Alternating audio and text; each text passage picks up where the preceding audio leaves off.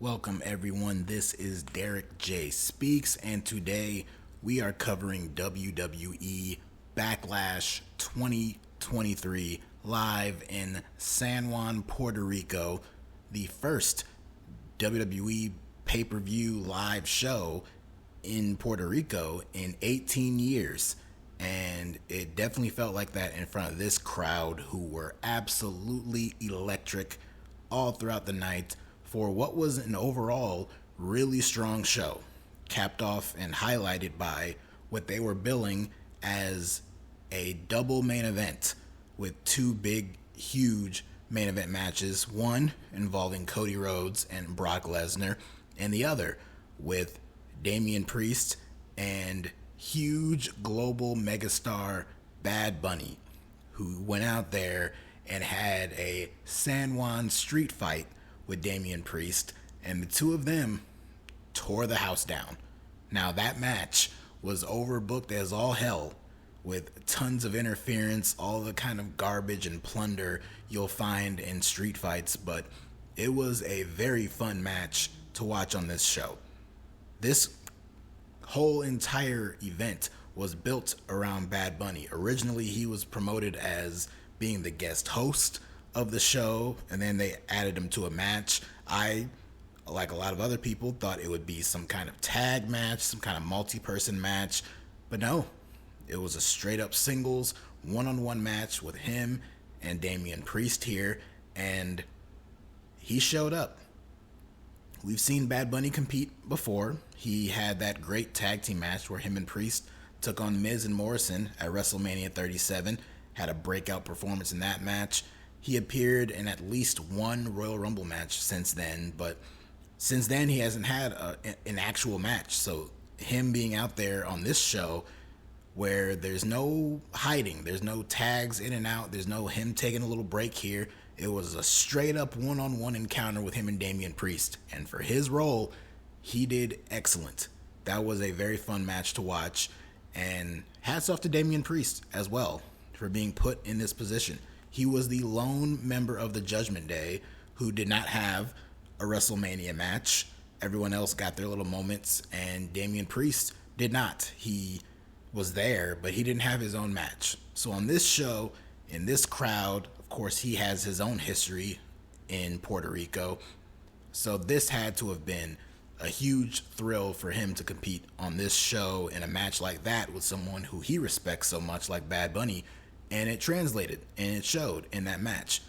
Bunny, he did not come to mess around. He was taking some serious bumps from Damian Priest, including one huge bump where they fought over by the production equipment area, and Damian Priest hit a Falcon Arrow off the top of a bunch of crates, crashing down, sending Bad Bunny crashing through a table. Got a huge ovation. Speaking of huge ovations, my God, the reaction that Bad Bunny got on this show when he made his entrance and one of his songs was playing for his entrance music. The fans were going crazy for this guy. I'm still really, it's still translating with me just how huge of a star he is. I know this is his home turf here in Puerto Rico, but still, it was really still beginning to click with me just how big of a star he really is. And it came across here in this match. And like I said, with that big table spot and that big bump there, he was getting a lot of good offensive and defensive action in this match. He was taking some big bumps, and he came to play. He was going toe-to-toe with Damian Priest out there. And Priest, he was doing his job to make Bad Bunny look good. A little bit later on in the match, Priest was going for a big kick. Bad Bunny ducked out of the way, and Priest connected with the ring post. And so for the remainder of the match, he was selling an injured ankle, leg, whatever. He was doing a pretty good job of selling it too. It wouldn't shock me if it was a little bit real, but I think it was just more of a good job of him selling. And so Priest and Bunny, they're doing their thing, they're having fun, but then the overbooked mess of this match began. First, when Finn Balor and Dominic Mysterio ran out, they started to beat down Bad Bunny. When we had Rey Mysterio run down first, trying to even the odds a little bit, he got ganged up on. And then we heard the theme music of one Carlito Caribbean Cool. Carlito returned on this show. He ran out there, hit a backstabber on Finn Balor. He got taken down by Dominic, but then Ray ended up hitting Dom with a 619 and went right into getting apple spit in his face by Carlito. And then when the heels tried to retreat, they were cut off at the top of the entrance by Savio Vega, who we saw in an earlier segment backstage with Rey Mysterio and Bad Bunny, so we knew he was there. But Savio Vega, for any long-term wrestling fans, you know who Savio Vega is. He was out there, and he was cutting them off. And then, of course, the rest of the LWO, at least the male members of the LWO, they were out there, and they prevented the heels from escaping to a huge beatdown of Dom and Finn Balor, and eventually they got chased out of there. And then it was right back down to Priest and Bad Bunny, and it was cool. It was very cool seeing the heels get their comeuppance on this show. You know, the Judgment Day, they're one of the top heel factions in the company, but it's good to have them get theirs every now and then, and that is exactly what happened here in this match. So that was refreshing to see. We saw Bunny almost kill himself on a sliced bread. He hit sliced bread number 2 on Damian Priest, and then as he was rotating and coming down, his head was kind of facing downward, and it looked kind of scary there. But he saved himself, and he only got a 2 count. But then Bad Bunny got his hands on a steel chair. He used the chair and kendo sticks and all that kind of stuff earlier in the match, but this time he just got one steel chair, started raining down blows on Damian Priest, and then he hit him with a Canadian Destroyer and got the win. That made me happier than anything else, seeing a Canadian Destroyer actually be a finish to a match. How refreshing is that? So big night here for Bad Bunny and for Damian Priest, even though he lost, but still a big moment for these guys. And of course the rest of the LWO came back out. Rey Mysterio came back out, Savio Vega, Carlito, everyone celebrating with Bad Bunny in the ring. The fans going crazy, singing along to his theme music, and holding up the Puerto Rican flag. And like I said, I say it a lot already, and I'll say it again. This was just fun. Was it an overbooked mess? Yes, but in all the right ways. You knew it wasn't going to just be just simple, straight up Damian Priest, Bad Bunny. You knew the LWO was going to get involved. We knew the Judgment Day would get involved. I had no idea Carlito would appear, so that was pretty cool.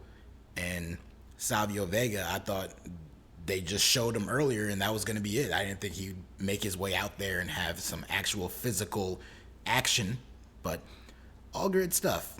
And I look back now as this show is over, and I am left pretty flabbergasted by the fact that this did not go on last. And seeing what did go on last on this show has me even more confused as to why Bad Bunny and Damian Priest did not go on last. Because the match that did go on last was Cody Rhodes versus Brock Lesnar. Of course, this match was set up the night after WrestleMania when Brock attacked Cody Rhodes, a very vicious attack. We've been waiting on an explanation as to why Brock did that. Have not gotten one. And now it led to this pay-per-view. And in theory, I mean, like, it's Cody Rhodes and Brock Lesnar. Cody Rhodes is one of your top stars. He's probably the top guy on Monday Night Raw. He was their first round draft pick. Brock Lesnar is Brock Lesnar. So in theory, it makes sense that this match did go on last. But in front of this crowd, and as big of a star as Bad Bunny is, it's just a little crazy that that match didn't go on last. And even more so now that we actually saw what the finish of this match was, which was very flat. Which was not a reflection of the match itself. The match itself was actually pretty entertaining. Even before the match officially started with Brock and Cody, as Brock was making his entrance on the outside, Cody dove out through the ropes and onto Brock Lesnar. He was beating him down. He got some steel steps, smashed the steel steps in his face, got a steel chair, was beating him down with the chair. And so all this happened even before the bell even rang. And then once the bell did ring, of course, there was some more action there. And then Brock took back over control, and he was dominating, took Cody to Suplex City On one of the suplexes, I think it was around the seventh one, Cody was near the corner and he ripped the top turnbuckle pad off. And then when he got taken with the suplex, the pad flew out of his hand and landed into the crowd. But you knew that was done intentionally because they were looking at it and they made a point to focus on it. And so a little bit later on, Cody is in the corner. Brock is charging at him, and then Cody sidesteps him and kind of sends him face first into the exposed turnbuckle. And within maybe 3-5 seconds at best, Brock is busted open. And not just like a little stream, like he is busted open. He just blood pouring from his face. And then Cody hits him with a bunch of big moves and finishers, and then at this point, Brock is just gushing blood. There's no attempts at stopping this one like they did with Edge and Finn Balor at WrestleMania. No, this is just straight up Crimson Mask, if you will, for Brock Lesnar, and no attempts to stop it. And the blood added something to it. It made Cody look pretty vicious, especially when he started hitting Brock with all of his big finishing moves.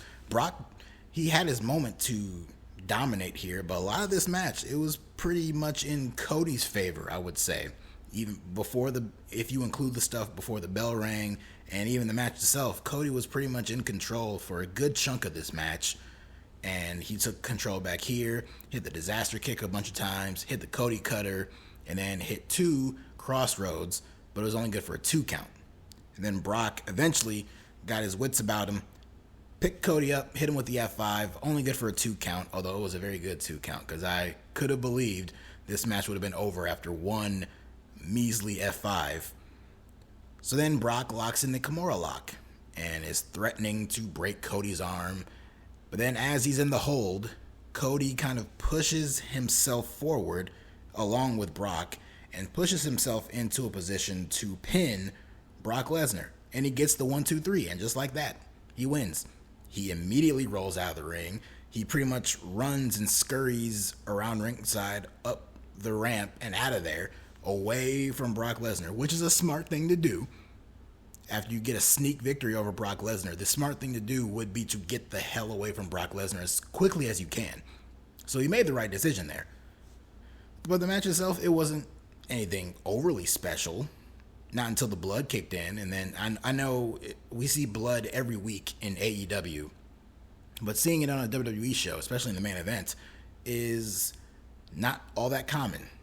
It is pretty common in Brock Lesnar matches. If we're going to see blood like this in a match on WWE television, more than likely it'll be a Brock Lesnar match, and it'll be Brock being the one to bleed like that. So, yeah. But that finish with the little flash pin, it did nothing to make Cody look any stronger. If their goal was to have this match take place to make Cody look like a legit guy and give him a big win over a big name like Brock Lesnar and kind of establish him and give him some credibility, him winning that way did not do that. Him beating down Brock with the chairs and dominating in that way, kind of. But even that, it was, you could argue, well, that was done before the bell. He gave a sneak attack to Brock Lesnar. That's not very much of a strong babyface for Cody Rhodes, but Cody Rhodes is a smart babyface. He's not a dumb babyface, so that's good. I will defend that. Cody Rhodes did not succumb to dumb babyface syndrome in this match, like so many other people do. But that finish, not the best way to end this show, but it clearly opens the door for a rematch between these two, and I'm expecting one. I'm glad they are setting up a rematch, and it did not have to involve Cody Rhodes losing. I think it's good that he at least won. That's one of the big positives I can say about that finish. As flat and underwhelming as that finish was, at least Cody pinned Brock Lesnar and won the match. So there's that. But it's no doubt in my mind that this is going to set up a rematch between the two, probably at the next pay-per-view, later on this month, in fact, at Night of Champions. And that would be a nice way to distance Cody Rhodes from that brand new World Heavyweight Championship on Monday Night Raw. They already announced on SmackDown the previous night that they're going to start this tournament where on Raw and on SmackDown, because brand split be damned, there's going to be a bunch of triple threat matches, and it's going to whittle itself down to two men, one from Raw, one from SmackDown, and those two men will face off in the finals at the Night of Champions pay-per-view in Saudi Arabia, and the winner will become the brand new World Heavyweight Champion. It would be very counterproductive for Cody Rhodes to lose at WrestleMania. And by the way, let me address that real quick. We're a month removed from WrestleMania, and now looking back on it, the finish of that main event is not any better than it was then. I didn't like the finish then, still don't like it now. This match on this show, that match with Cody Rhodes and Brock Lesnar, that should have been for the WWE Championship. That should have been for the world title in the main event. That's it. There's no reason for Roman Reigns to still hold those championships. None at all.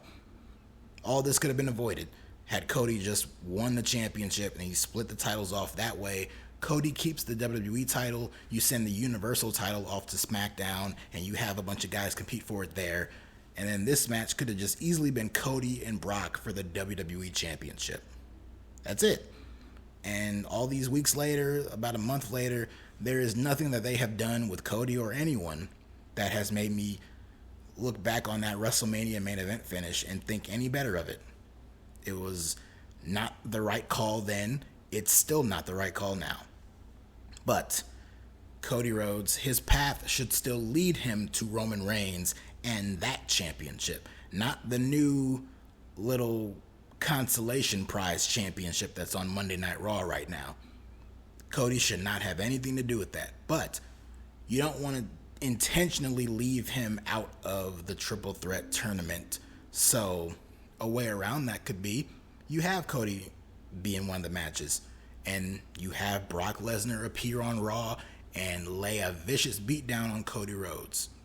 And he either costs him the match, he either makes it so Cody Rhodes cannot be medically cleared to compete in any of the matches, anything like that. Whatever it takes to keep Cody away from the World Heavyweight Championship and lead to a rematch with Cody Rhodes and Brock Lesnar at Night of Champions.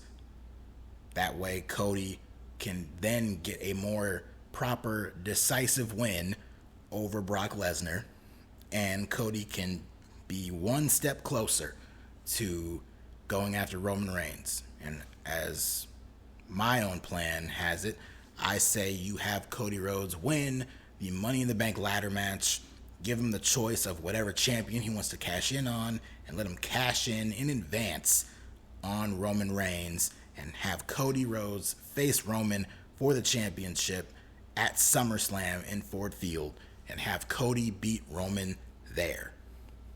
And that's it. As for the rest of this show, there was some other good stuff that happened on this show too. The show opened a great match with Bianca Belair and Iyo Sky. This is the Iyo Sky, or Iyo Shirai, whatever you want to call her. This is the version of Iyo that a lot of people have been wanting to see on the main roster. This is the Iyo that we saw have a bunch of kick-ass matches in NXT and be a part of that great women's division that NXT had for a couple of years. And we have not really seen that. We see most weeks Damage Control barely gets a reaction. Iyo and Dakota individually or even together as a tag team barely get a reaction from the crowd. Iyo, she has good matches here and there, but they're nothing that really excites anyone, not me. This match excited me. This was a great match. The crowd was hot for it. They were really into Iyo. They were really behind Iyo Sky in this match. At first, Bianca just got mixed reactions, but then it turned into flat out boos. And she was booed out of the building, and the fans were firmly into Iyo Sky. It didn't help that Bianca almost killed Iyo at one point. Iyo was working over Bianca's arm during this match, so Bianca was selling an arm injury. And she tried to press slam Iyo at one point, but then the arm, she started to sell the arm. And so she, while press slamming Iyo, she held her above her head with one arm. Very impressive. I couldn't really have a whole lot of time to admire it because as Bianca was sending Iyo down, it looked like she kind of dropped her a little bit, and Iyo almost fell straight down onto her head. at the very least, she fell face first. And maybe she caught it a little bit at the end there, but she basically fell face first down onto the mat and face planted. It was very ugly. So that was the one blight on this match, and probably one of the uglier things that happened on this show. But it did not detract from the match. The match itself was excellent. This was a great opening match, and just a great match in general. It was the better of the two women's matches on this show, and it was right up there with the excellent match that Bianca had with Asuka at WrestleMania. So, great stuff for her. And like I said, Iyo, this is the best that she has looked since coming to the main roster and since joining Damage Control. Speaking of Damage Control, they played a factor into the finish of this match, as towards the end here, Bayley and Dakota Kai made their way out to ringside, and something that some more eagle-eyed viewers picked up on that I only became aware of just a short while ago upon looking at the moment again. But as Bayley and Dakota Kai were making their way out, it looked like Dakota was almost pleading with Bayley not to come down to ringside and not to get involved in Iyo's match here. So, a nice little subtle touch. But they were out there. They provided a little bit of interference. At one point, Bianca pulled Bayley into the ring and then slammed her to the other side. The referee was distracted by that, and so Iyo sent Bianca into the ropes. On the outside, Dakota kicked Bianca right in the face. Bianca was down, and Iyo went up top, was gearing up to hit her moonsault. But on the outside, Bayley, she made her way over there, and she was holding down Bianca's braid. And unfortunately, the referee caught her red-handed and had to admonish her. So then Bayley backed off. Iyo went for the moonsault anyway, but she missed. Bianca rolled out of the way. And then eventually she got Iyo up and hit her with the KOD and got the win. So Bianca wins. She will now officially become the longest reigning women's champion of the modern era, whatever that means. I guess the longest reigning women's champion of the last 20 or 30 years or so, whatever. And there's further dissension now among Damage Control. So that'll be interesting to see play itself out. All of these women, all the women involved in this match, are all members of the SmackDown brand. Yes, and that includes Raw Women's Champion Bianca Belair, after that pointless draft a few weeks ago.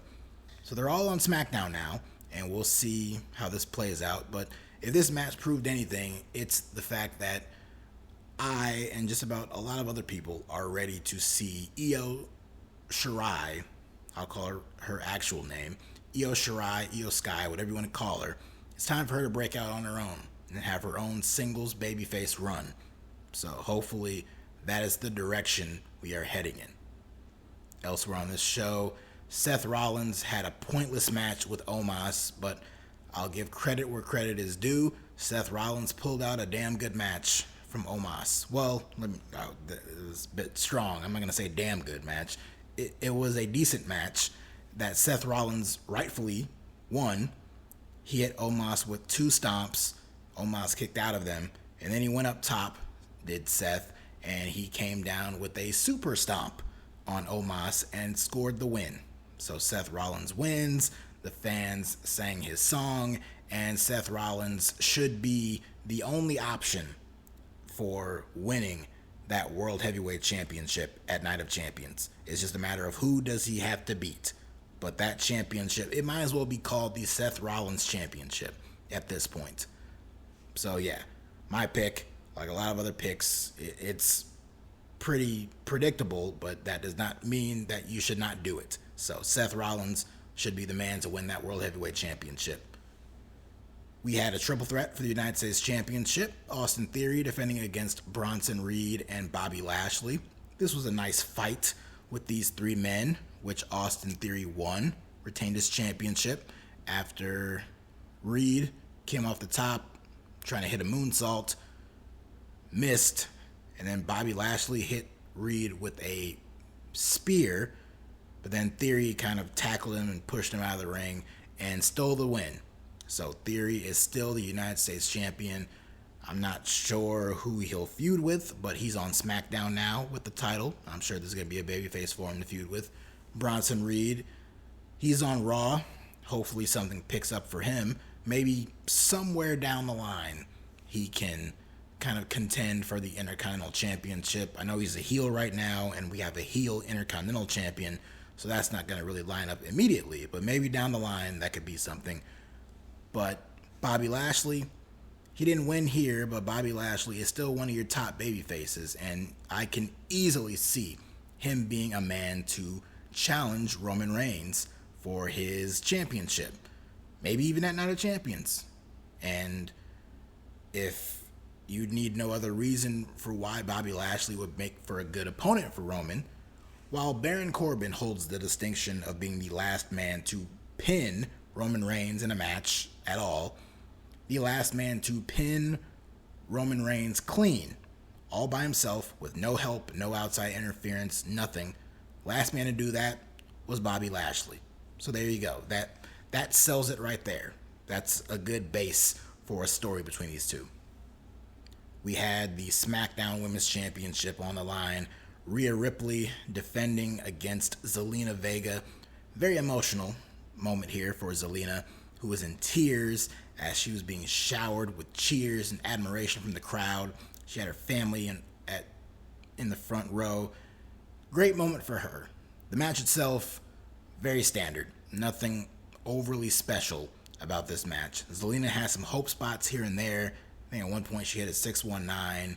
She went up top, hit the Eddie Guerrero shimmy, and then she came off with a Meteora on Rhea Ripley. So that made for a nice near fall. But in the end, it was Rhea who hit the Riptide and got the win. So the finish was never in doubt. And like I said, nice moment for Zelina, but we all knew what the outcome was going to be.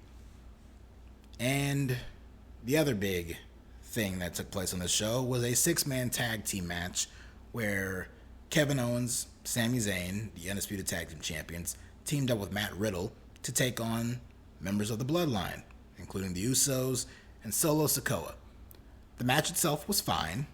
Nothing terribly wrong with it. It was a house show match. It was a TV match. There was nothing overly special about it.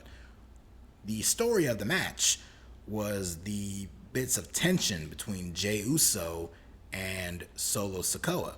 At different points, there was kind of some stare downs between the two of them. At one point, Solo tagged himself in to the match and sent Jey away, but then Jey tagged himself right back in, and it almost cost him the match. It made for a really cool near fall involving Sami Zayn. A little bit later, Solo was running wild. He hit the Samoan spike on Kevin Owens, and he was just going after anybody in his path, and he almost hit Jey Uso with the Samoan spike, and Jey looked dumbfounded by it, and Solo, he wasn't exactly apologetic for what he almost did there, but Jey was pretty upset over it. So all the storytelling stuff with Jey and Solo in this match was the star of this match, and it also played a little bit of a factor into the finish. Solo blind tagged himself in, and as Matt Riddle hit the Bro Derek on Jey Uso, he had Jey Uso down to pin him, but Jey Uso at this point was no longer the legal man. And so Solo came back in, hit Matt Riddle with a Samoan spike, and picked up the win for the Bloodline. We haven't seen Roman on TV since the night after WrestleMania. Now, this upcoming week, on the next episode of SmackDown, Roman Reigns will make his return. So hopefully that, plus the little stuff that we saw in this match, is all going to play a role in forwarding this Bloodline storyline. It hasn't had the same amount of juice behind it in recent weeks as it did leading into WrestleMania, and even a little bit earlier than that. So hopefully, with Roman back on TV, we can start pushing the storyline a little bit harder again. But that's that. That's this show. Like I mentioned, this show, very strong. Top to bottom, I thought this was a great show. The opening match with Bianca and Iyo was probably the best technical match of the show. But of course, my personal favorite match was Bad Bunny and Damian Priest. And that's all there is to it. So thanks for listening. I enjoyed talking about this show, and I hope you enjoyed listening to me talk about this show. And keep watch on this channel as I have more reviews planned for the future. And as always, if you like what you see, you like what you hear, hit that subscribe button, hit the like button, comment down below, and follow me on Twitter at DerekJ Speaks. And all you take care of yourselves.